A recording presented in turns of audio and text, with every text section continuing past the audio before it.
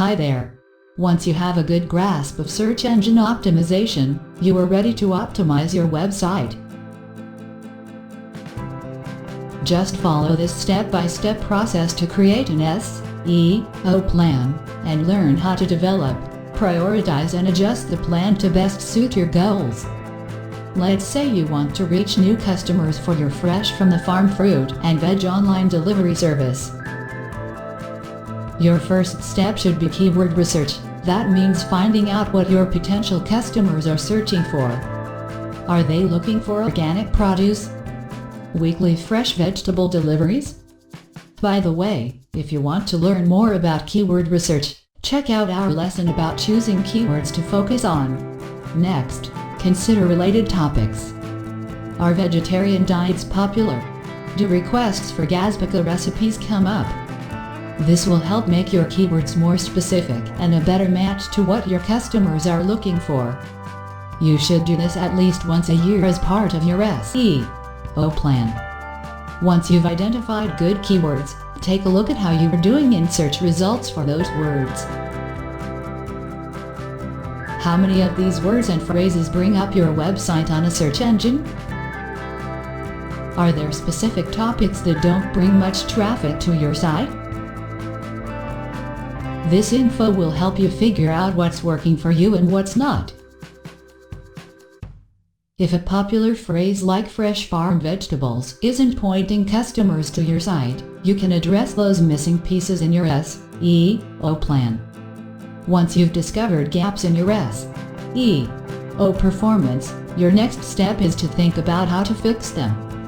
Maybe none of the content on your site mentions that you can arrange regular seasonal deliveries. Is no one linking to your site? Perhaps you can invite food bloggers to check out your farm in the hopes that they'll mention you in a future blog post. Make a list of anything you think might improve your SEO performance. Okay, so now you have quite a to-do list. Don't worry, it's just time to prioritize. It's natural to want to tackle the items that will give you the biggest bang first, but be realistic. Adding an entire section about sustainable farming methods to your site might require hiring a programmer to help, which might cost a fair bit. In the short term, you could post a quick article about the topic on your blog. The next step: give yourself a deadline for each task so you're working through your SEO plan steadily throughout the year. Okay, once you've set this plan in motion, don't just forget about it. Your SEO plan will change over time. But how do you know when it needs updating? One easy way is to check in when you're making other changes in your business, like introducing a new product or redesigning your website. Also remember that search engines release new features and improve their algorithms. For example, many have made adjustments because so many people now search on mobiles. Finally, adjust your plan when something isn't working. Is there a web page that's not getting much organic traffic? It may need a refresher. Are you attracting visitors to your site but not making sales? Perhaps you need stronger calls to action. Review your results regularly and shift focus to the areas that need help. And that's how you build an SEO plan. Let's recap.